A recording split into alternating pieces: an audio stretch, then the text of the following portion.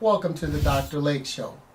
I'm Dr. Ira Lake, and I have a special guest with me here today, a fellow colleague, a licensed marriage and family therapist.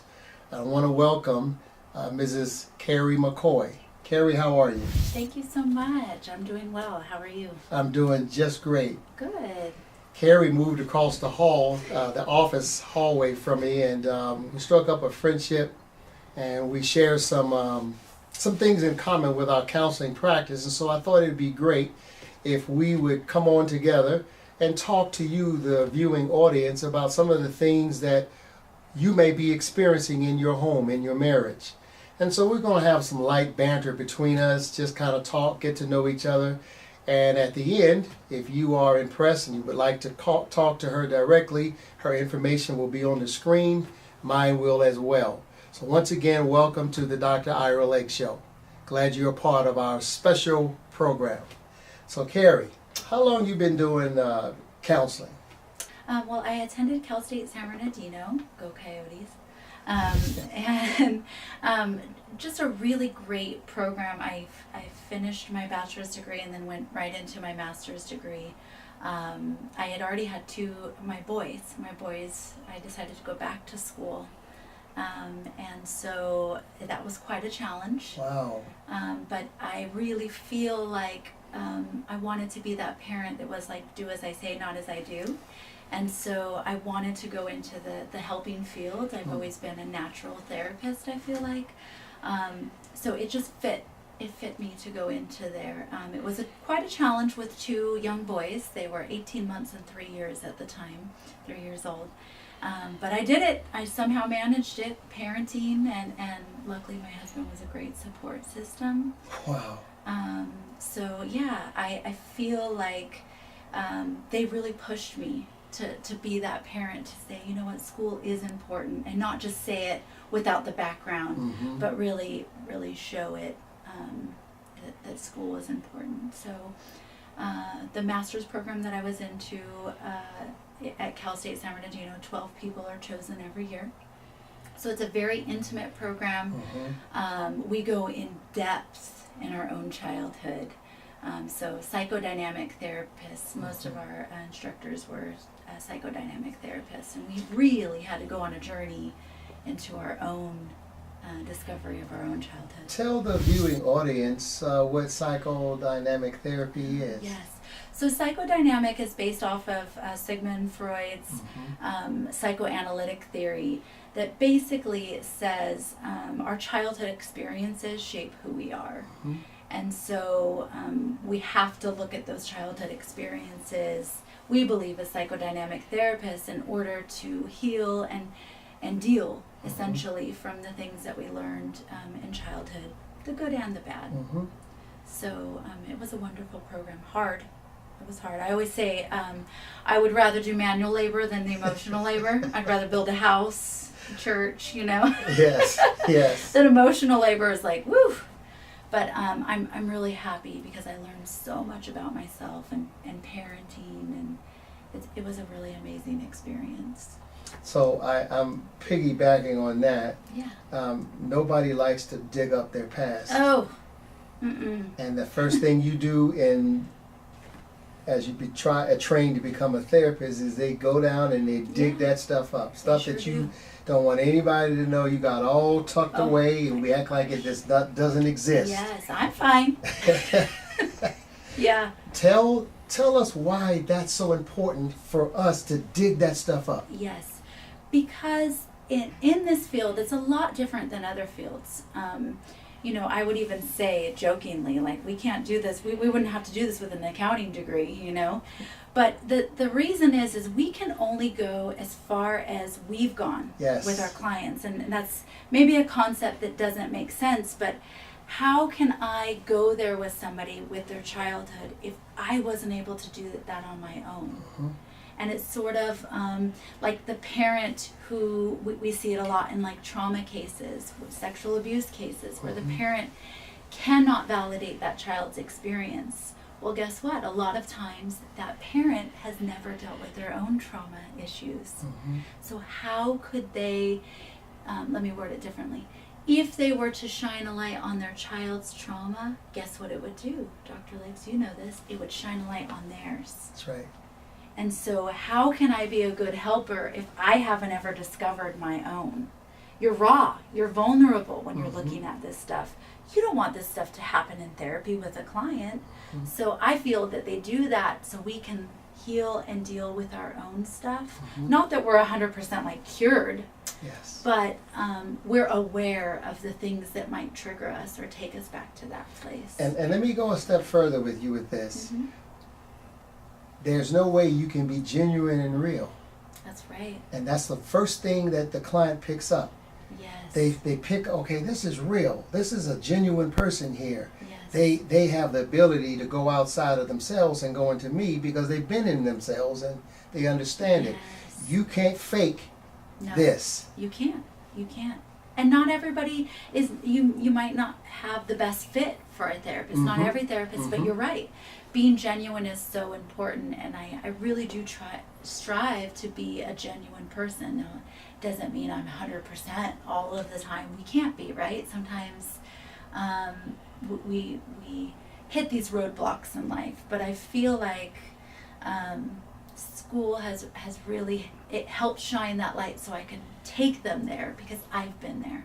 Every good therapist has been to a therapist themselves. Yes. So your counseling specialties would be? Emotionally focused couples therapy. So I specialize in working with couples, and also trauma. I work with a lot of individuals with trauma backgrounds. So, and people tend to think of trauma as like a car accident or war. They have to be in the war, but trauma can be anything that really was impactful in a person's life. Yes. And whether it's abuse of some sort, the way that they were treated, neglect, anything can sort of qualify as traumatic. And sometimes individuals, when I use the word trauma, they're totally detached from it. They don't understand that word. They think of it as, well, I wasn't in a car accident or in a plane crash. And it's really, I notice that when I use that word, it really impacts some people. They've never really associated it.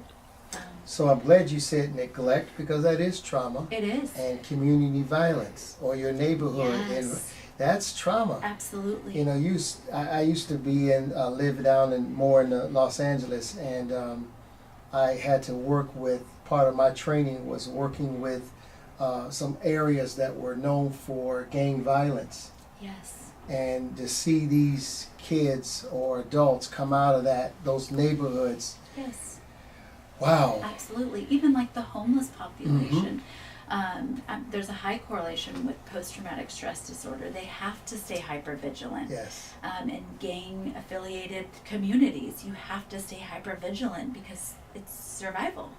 You have to be able to have that fight or flight response that says, like, whoa, is this safe or not? So, makes sense. So hold that thought. We'll be right back after a word from our sponsors.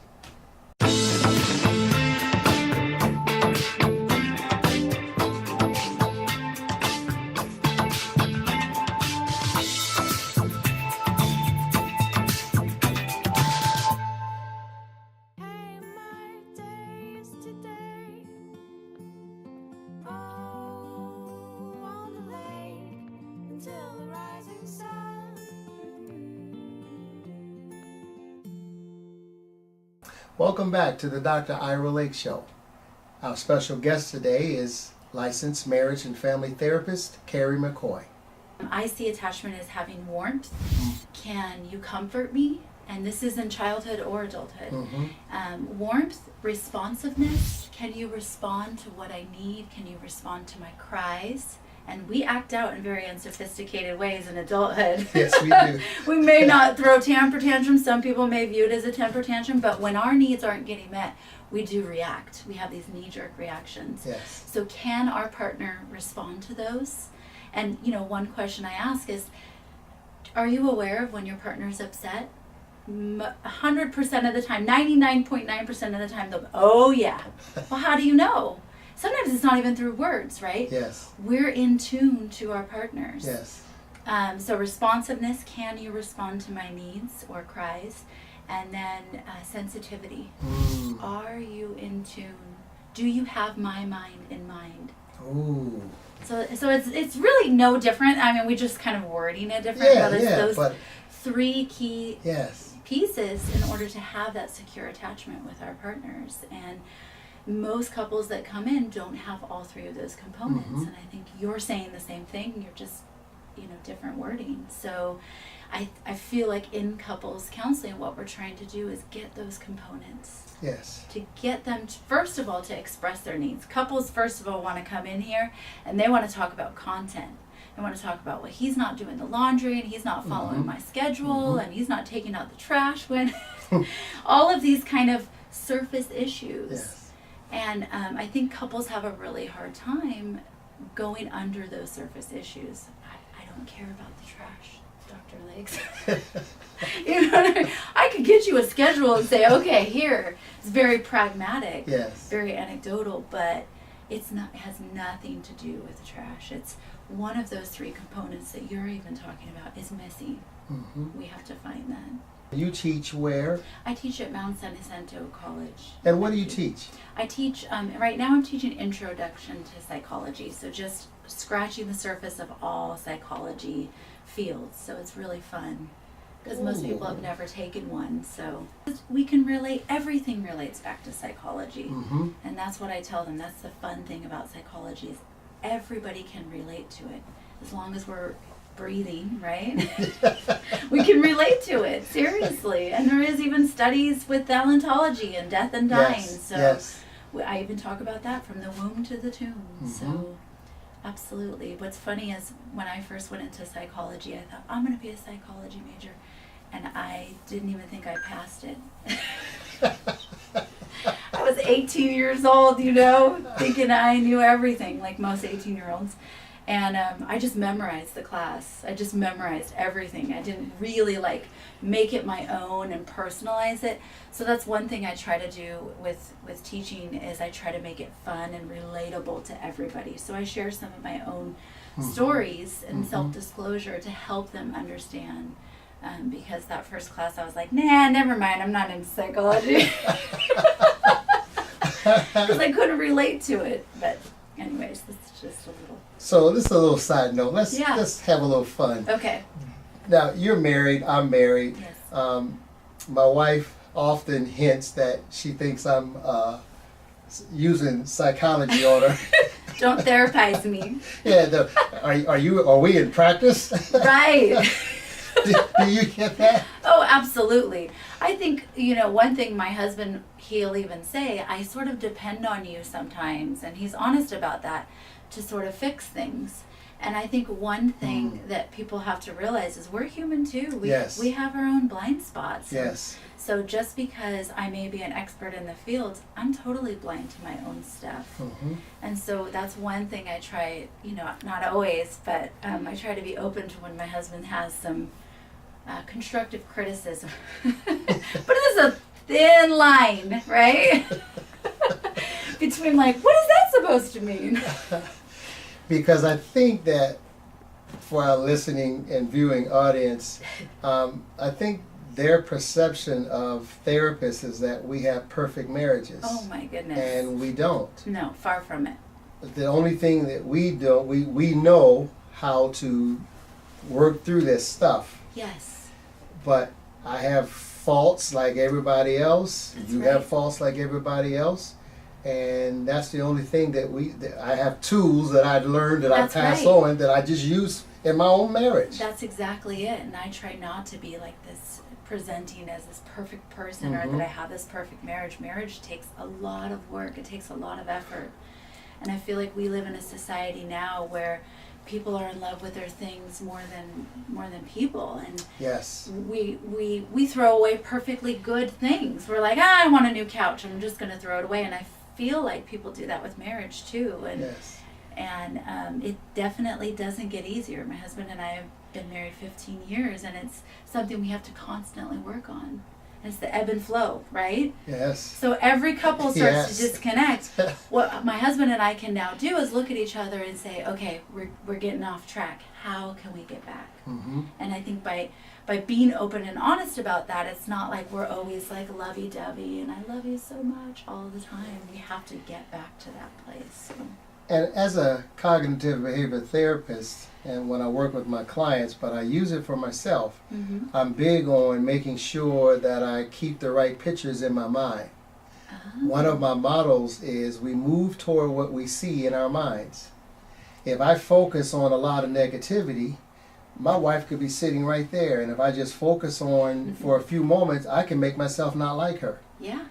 And it does happen in marriage. Yes. We just kind of, you know, Something you get on my shifts. nerves or I get on hers, and then before we know it, we go down that path of negativity, and next thing we know, we're enmeshed in some stuff. Yes. But I have to sit back and go, wait a minute, let me put this picture back. You know, and I start recalling the nice things, and and they say, no, I want to go over and hug on her. Yeah, right. It really it is your frame of mind. Our thoughts are so incredibly powerful. Yes.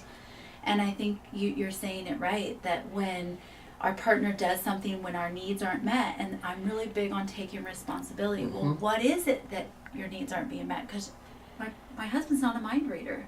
I think that's one thing that, well, he should just know better. 20 years later that we've been together, he should just know.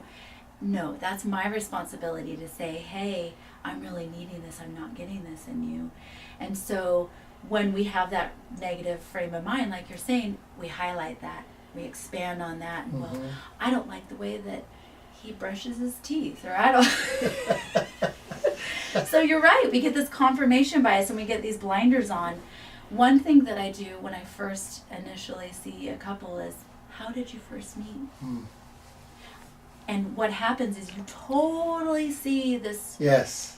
their mannerisms and their whole demeanor changes, Yes. and they start to smile and laugh at each other, and I'm like, that's what brought you guys together. Yes. We forget those things. Like you said, we focus on those negative stories, or we highlight all the things that we don't like about them, and we forget why we got together. That was powerful what you just said. I want to hear more. But let's take a commercial break. We'll be right back after a word from our sponsors.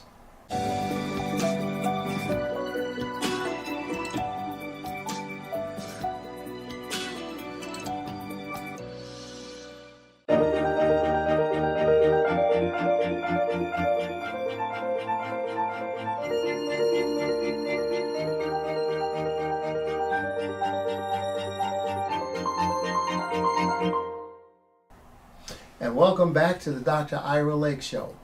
We are with our special guest, licensed marriage and family therapist, Carrie McCoy. So for me, following up with that, it's important to help them constantly, as well as ourselves, constantly change the lens. Make sure that the lens is not foggy or dirty. Yes. And so I have to do a lot myself. And it's the pictures that I put in my mind. Sometimes I'll get the photo album out. And I'll have couples, hey, look at your photo album. Go back to when you first met. We were taking pictures like crazy. Yes. Look at the smile on your face.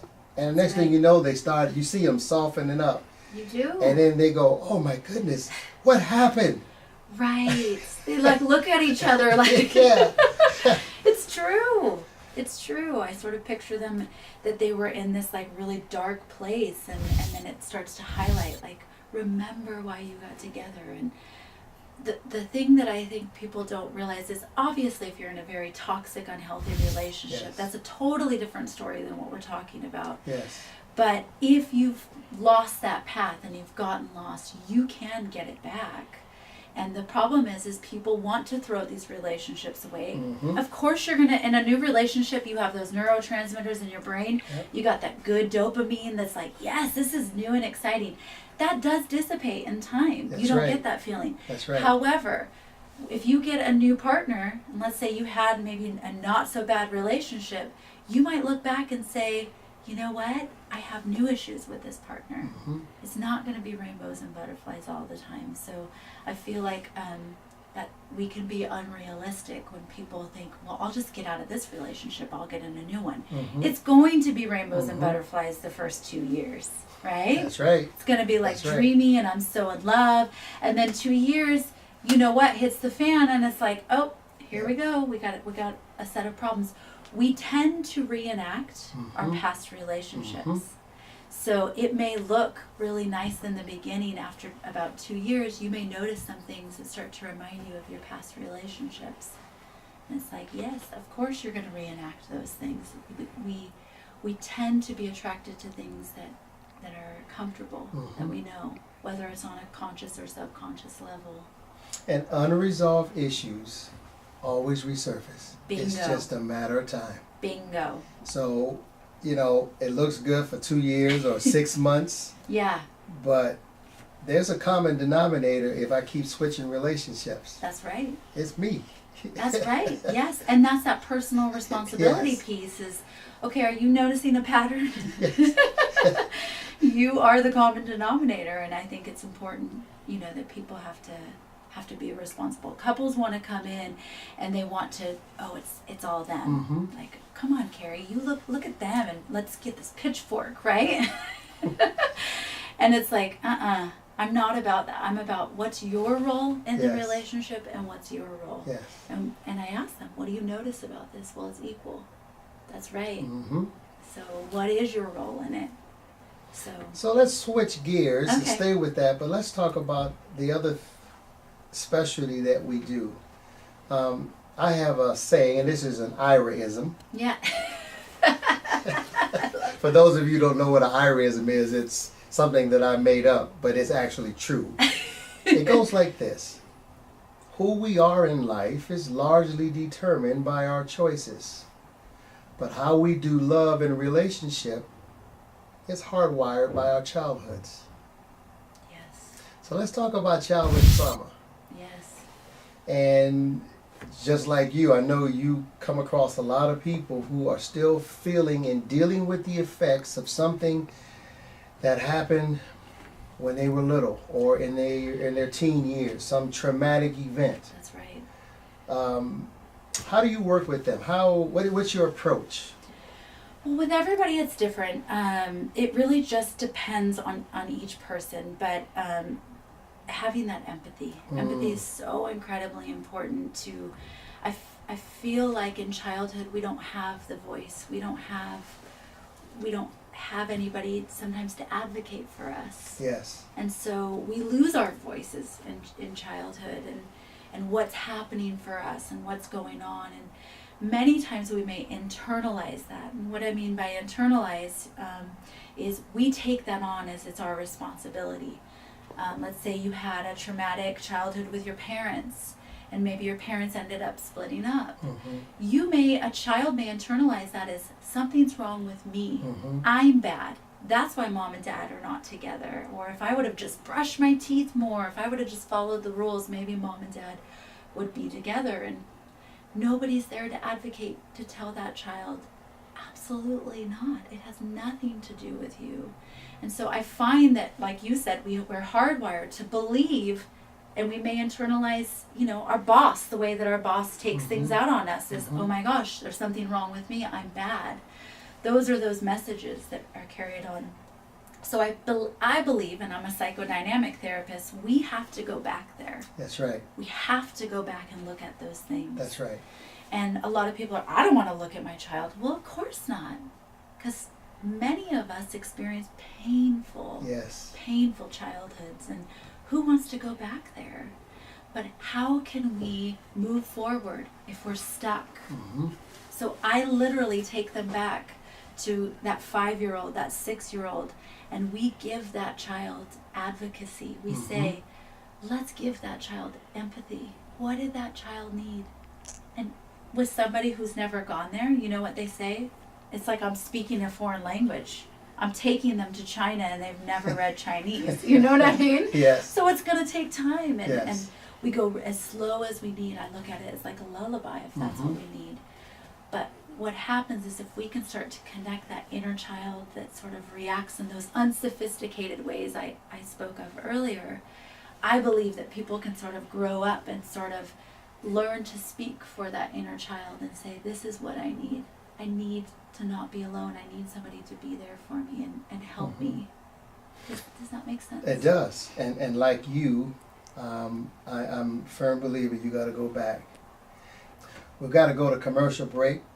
We'll be right back after a word from our sponsors.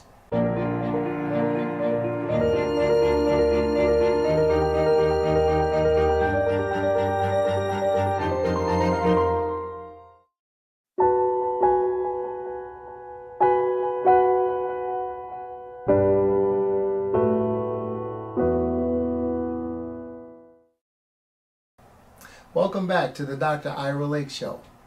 Our special guest today is licensed marriage and family therapist Carrie McCoy. I get the drawing board, a drawing paper. I go down to Office Max and I'll get the big one. I thought I had it here. It's like this, and I'll take two of them together and we'll put a continuum, a line continuum across it. I tell them this is where you begin, and we're not going to end it because you're still alive. But we're going to go all the way back. Everything above the line is a positive experience in your childhood. Everything beneath the line is negative. And I start, what age did you, or what happened? And they'll go back and they'll start, and so we'll put that age down and what happened there. They put that experience there. And sometimes we'll stay 2 or 3 weeks on that negative experience. My goal is to help them to disconnect who they are now from what happened. Yes. Because if they can't disconnect, they'll just keep bringing it on with them. That's right. But it's painful. But when that light comes on, I know. I know. I live for that. Yes. I had a 68-year-old Caucasian woman. At 4 years old, she was molested by her 2 uncles. And she told her mother, and her mother made light of it. Yeah, turned away, yeah. And she was so traumatized that she, even at 68, when I met her, she was almost reclusive. Yeah, I believe it. Panic attacks, anxiety, high levels of stress, depression. That's right. And a lot of stress eating, so she morphed into almost obesity. Yeah. Trying to eat away and hide her pain. That's right. And like building barriers. Yes. Yeah. And didn't want to venture out, afraid of being hurt. I have some unusual approaches because once I've learned and they've gotten my trust, or I've gotten their trust rather. One of the first things, I had to go sit in the mall. Wow. I said, I want you to sit in the mall, because she was a reclusive. She was afraid of everything. Everybody was going to attack her. Of course. The world isn't safe. She didn't know I was in the mall with her. I want you to sit in the mall for 30 minutes, and I just want you to look and observe people. Don't panic. You're going to be in public. Nobody's going to bother you. Right. And I said, you got your phone. Yes. I was right behind her. And she was looking all scared, and after about 10 minutes, she started engaging with the baby that was sitting next to her. Wow. And I did this for a while just to kind of get her back acclimated. And then we did that line continuum, and we went, and I praise God that she has totally rebounded. Wow. Went back to school at 69. That's amazing. Almost finished her bachelor's degree. Yes. Isn't that something? That's amazing. I love that. I love that. Lost 50 pounds of weight, still working on it. Driving herself now. That's amazing. Involved totally in a church, because I connect them with a community. Because see, when you're going through something, you always isolate. You think you're the only one. We have a need to belong. That's we right. have to belong, yes. That's right. Yes. That was just, tell me one of yours. That's amazing. Well, I think just to kind of highlight of what you said is we all have a story. Everybody has an individual story. And sometimes I think, and I always use this with clients, is we in childhood we learn to build the walls up to protect ourselves. Yes. In adulthood we have to learn to tear those walls down. But you need somebody safe. Yes. You gave her that corrective emotional experience of You can trust somebody. We can work through this together. And I think that's one of the things that therapy does for people, that if nobody's been to therapy, they may not understand about that is, it's not we just sit here with advice that we know everything. We literally almost grab their hand and say, let's go on this journey together. Yes, those things happen to you. I will validate those. I will give you empathy. That is only a part of your story. That is not your entire story. You get, and she did. The 69-year-old woman rewrote her story. Yes. She had that ability. She had that choice to look at it differently, right? That's right. I'm not going to dismiss like all those lessons that I learned in childhood. They were hard. I wouldn't want to go through them again. However, it also made me who I am, and I think that's that reframing that you were talking about earlier. So, very, very similar. I don't usually do the in vivo exposure, but I love that. I feel like it's totally prevalent with everybody's different. She needed that experience so you could say, look, like you did it. But I use the same thing, just taking them back and letting them rewrite their story. So. Man, this is so rich. I could talk to you for hours. Usually we just pop in and we're like, hey. Anything you would like to share to the viewing audience by way of encouragement? I would say, like you said, finding some sense of community. If you're feeling isolated, and there's a difference between solitude and isolation. Solitude is a choice to be alone, to reevaluate, to find those connections, maybe with your higher power or within yourself. Isolation is where you are trying to push people away because you don't want to be hurt. And if you are isolating, become aware of it. Find that sense of community. Maybe it's not with your caretakers. Maybe it's not with your family. Find that sense of belonging. Everybody has a need to belong. Think about Tom Hanks in that movie, Castaway. Castaway, yes. He creates a volleyball as a person. That really shows that we have to have that connection. He creates Wilson to have that need to belong with him. So finding those, that sense of community, whether it's one person or 10 people, whether it's through church, whether it's through a community group of some sort.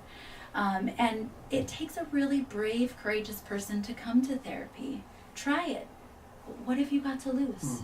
If things are not working, try something new. And so I'm really just about advocating for individuals and finding that voice for them. So you may just find that in your sense of community. Maybe it's not in therapy, but I think that's where it starts, is that sense of belonging somewhere. And in my community, the African American community, we have been brainwashed.